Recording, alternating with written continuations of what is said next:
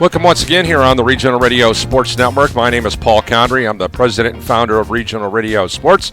We welcome you to the Tom Robbins Show. Tom over to my far right, wearing the white shirt. Going to have Coach with us here today, interim AD as well as women's basketball coach. And we've got a very special guest, Dr. Pastor, is going to spend some time with us, and we're excited about this. But Tom, fall is coming to a conclusion. You're going to be taking center stage with your women's basketball team along with the men's basketball team. Exciting fall here on the Notre Dame campus. Kind of give us an idea as a flyover. It was an exciting time, including the school's first national champion. Yeah, Perry Gregg in tennis went down to Georgia, Rome, Georgia, and won the NAI Individual National Championship as sponsored by the ITA. So we're really excited about that. We're going to be honoring him at some point here during the basketball season and get a campus celebration for him. So very proud of his situation, and he's going to be back next year. So, we're looking for that to happen again. Well, one thing about it is it's that time of the year. I know as a former high school coach, today's the day, officially is the day we're taping this, that the high school boys and girls basketball teams get started playing games officially for the first time. And I know you can kind of reckon back to those days. A lot of butterflies for those high school coaches who are going to getting into action. Do you still share some of those excitements as a college coach? Oh, absolutely. The beginning of the season is always a great time, and, we're constantly recruiting. So I'm communicating with these young ladies, and I know the other sports are doing the same thing, and men's doing the same thing. So you can see the excitement in them as they've built for this point, and, it's every season has hope at the beginning. It doesn't matter what your season was before.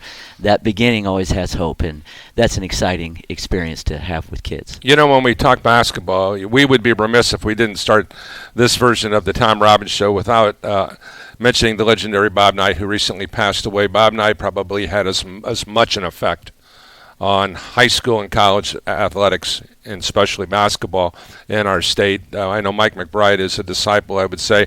Bob Knight, where does Bob Knight fit in your scheme of things? He's certainly one of the best of all time. Yeah, he is. That was my childhood, growing up watching Indiana basketball.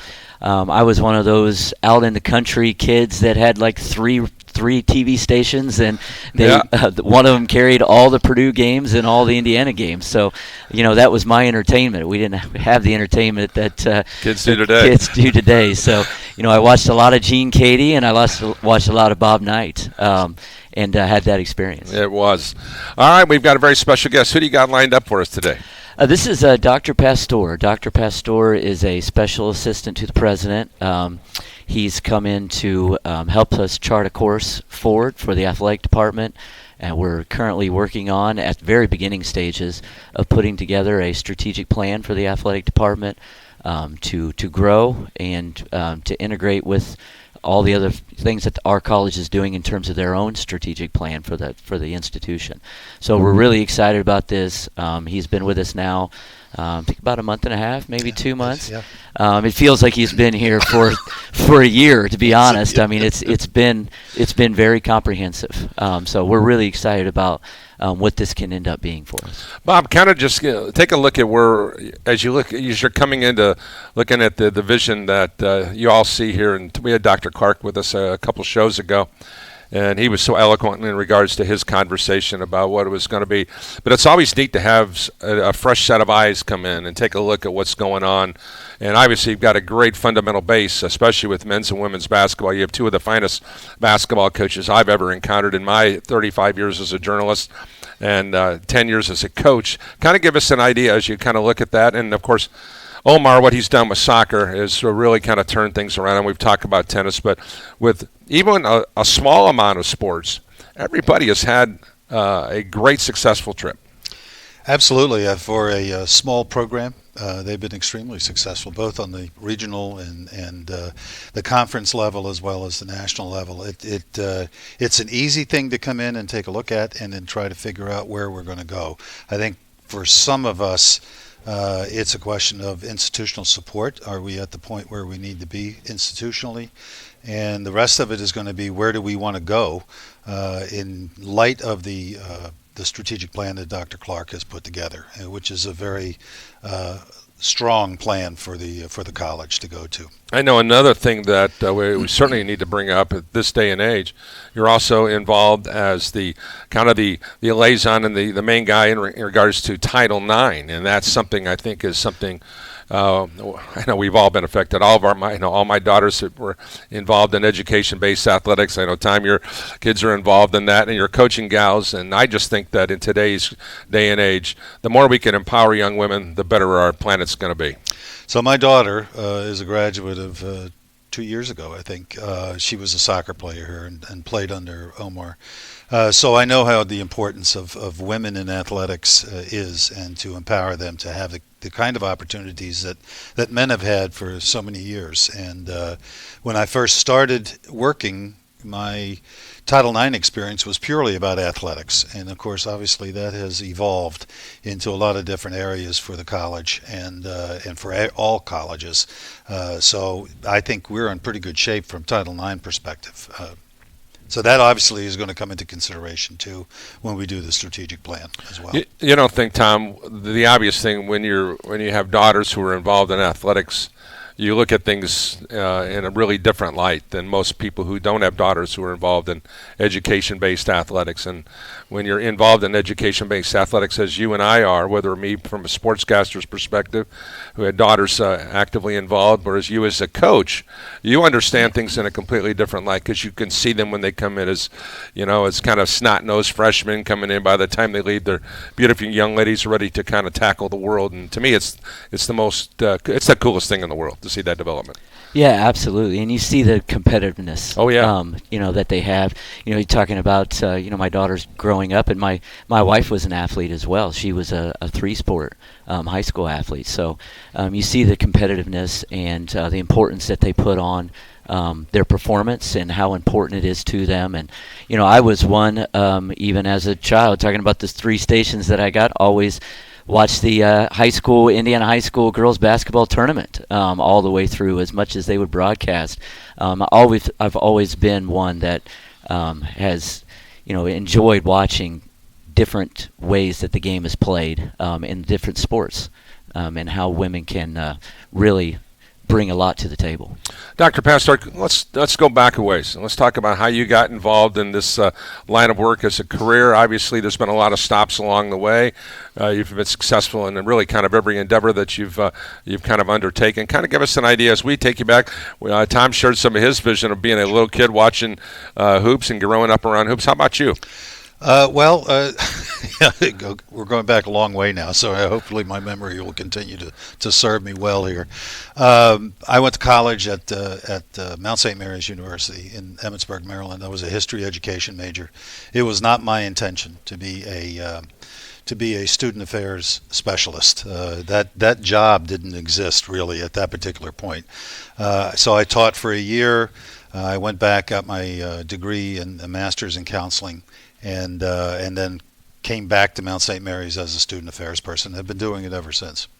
When you look at the dedication to jump into a field that you really didn't understand the dynamics of when you started, let's face it. I mean, so that's a bold step of faith. Talk about the vision that you had in the beginning to say, hey, listen, maybe I'm going to take this car out for a spin, if you will.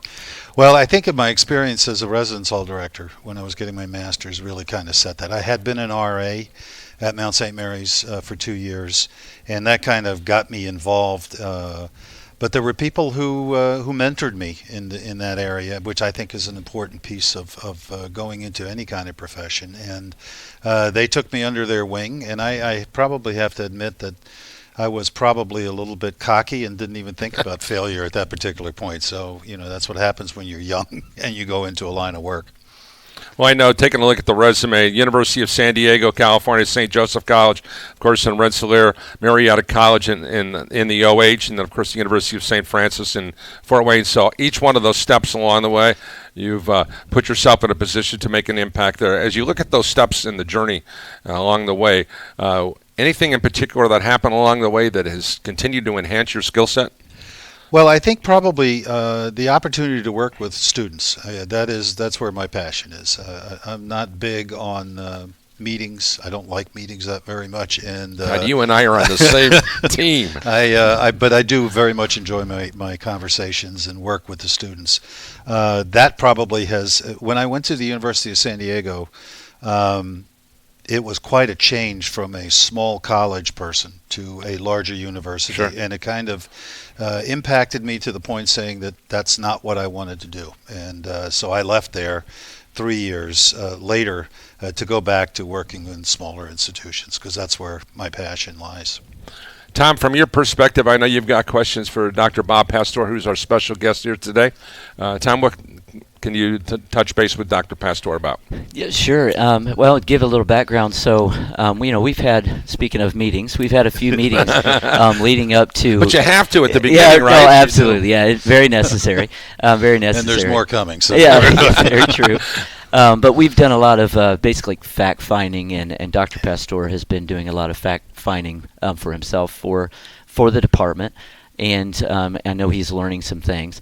So I guess my first question would be the importance, your philosophy, the importance of athletics and even maybe recreation within the college context.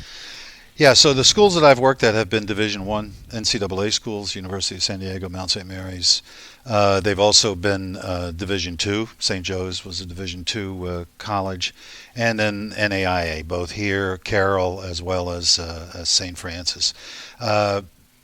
Athletics, as far as I'm concerned, is the lifeblood of an institution. It provides the entertainment purposes. It provides the leadership opportunities for students, and it's just a very important component. So if it's not being done well, it can be very destructive. If it's being done well, then it can really build the pride in an institution. As we look across the street to Notre Dame, we see the ups and downs of athletics there at times, but it is an important component of the institution. And not only that, from a student life perspective, but also from an enrollment perspective. We depend on athletics to bring in a certain number of athletes to help us stay stable, but also now to help us grow into the future. Well, I guess the automatic question right from the get-go there is, I mentioned this to Dr. Clark, as we look, and I'm sure this is going to come in through some of those meetings, and Tom knows exactly where I'm going with this. Futuristically speaking, if you want to bring in more athletes, well, maybe we're going to try different sports, and those type of situations are on the horizon. I'm not asking you to pinpoint one thing that you're going to do right now, and we're going to start a football team in 2 years. We're not going to talk about that. But you have to consider those things, I would think, moving forward, right? Yeah, well, I think we look at the CCAC conference to see what schools are offering opportunities for that. I think that's part of it. As part of this strategic plan that we're putting together, there are certain things that are already in the works. So we are looking at the present time of taking the soccer field and making that into a turf field with lights. I've suggested that we line it for lacrosse so that we have an opportunity to bring men's and women's lacrosse to the school. There are a couple of other things that we could do.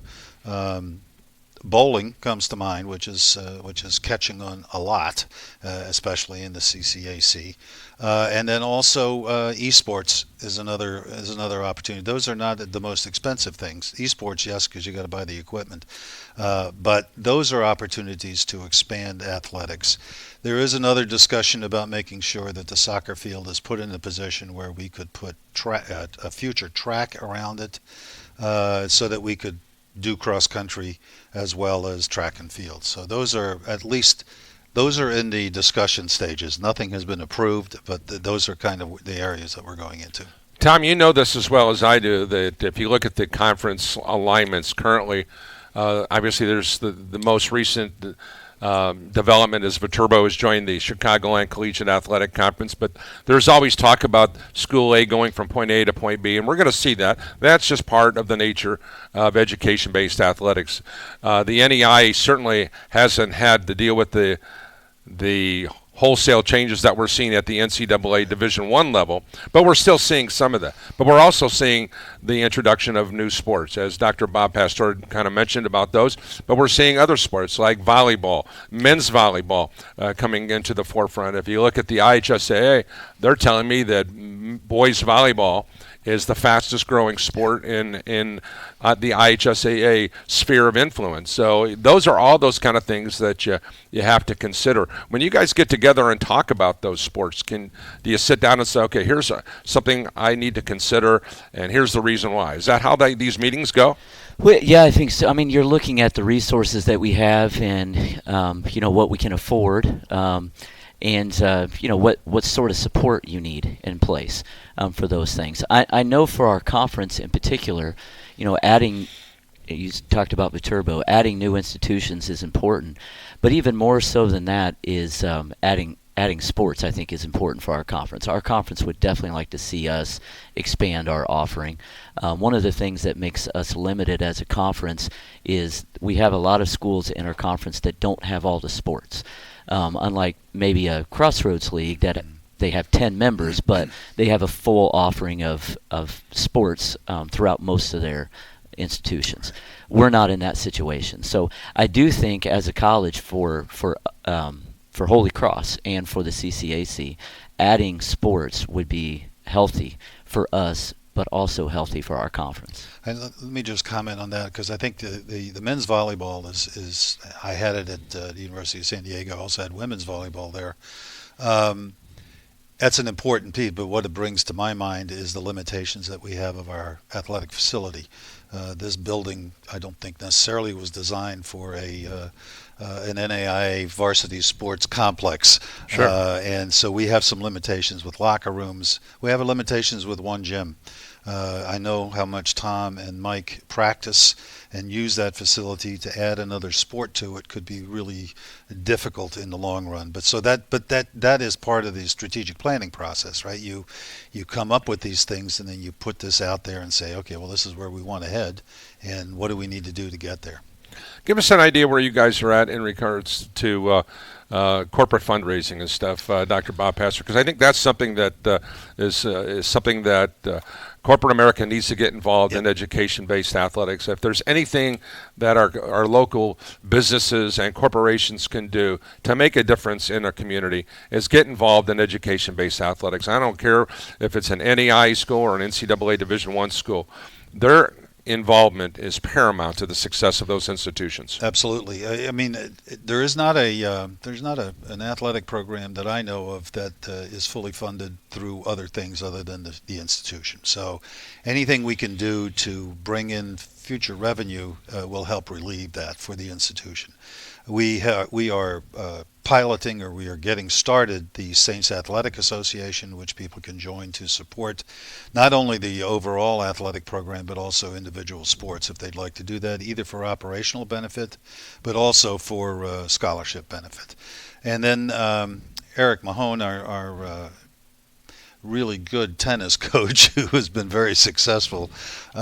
He is in charge of the development for the program, and we are now getting corporate sponsorship ready to get going. And the corporate sponsors will be able to have our banners hanging across by the track in the File Center, and other things and other ways to do this. If the turf field is going to be built, there will be a fence around the turf field, so there will be other opportunities for corporate sponsors. And we just hope that the corporate sponsors, who have not really had a relationship with us very much, are willing to support us. And that's going to be paramount. I know you're excited, Dr. Bob, because you're also coming to work each day, and your daughter's here Yes. in the facility. I know I get to work with her with some of our non-sports related video services. So matter of fact, we have one scheduled for tonight with the alumni group. Kind of give us an idea, how neat is it to be able to go to work with your daughter? Well, it's been great for me. I know she wasn't real thrilled when I first got this job. She was a little concerned how this was going to be. But we do visit a lot during the day. It's nice to actually have somebody that's familiar with the school that I can talk to and that I can pick her brain. So the whole issue about moving the soccer fields for a track, possible future track, was hers, and I got to give her credit for that, because I think it makes an awful lot of sense. So it's been fun for me. It's I never expected her to get into this line of work. I never pushed any of my kids to go into higher education. But I think she's enjoying the time, and it's great to see her be successful. That's awesome. Tom, in closing here today, kind of give us an idea as the basketball season for you and for Coach Mike McBride kind of gets revved up here. I know this time of the year there's a lot to negotiate in regards to holiday seasons and stuff.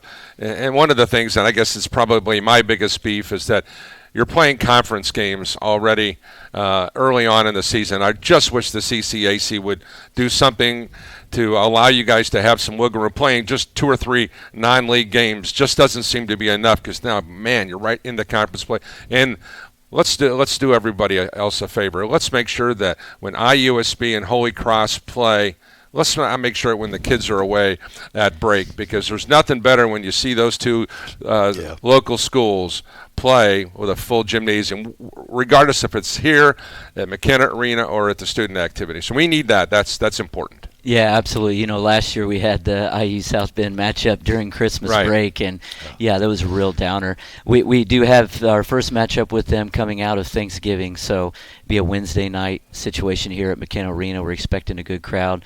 We're looking at that possibly being the night to honor Perry Gregg as well, so we're expecting a good turnout for that. But it is an exciting situation for both teams. Going forward, we've both started off with a little bit of success, and really excited to see how the basketball teams do this year. Once again, we thank you for joining us here for Tom Robbins. Thanks again to Dr. Bob Pastor for his great insights and to some exciting things here on the Holy Cross College campus at Notre Dame, Indiana. Once again, for Tom Robbins, for Dr. Bob Pastor, I'm Paul Condry of the Regional Radio Sports Network. Thanks for joining us, and God bless you all.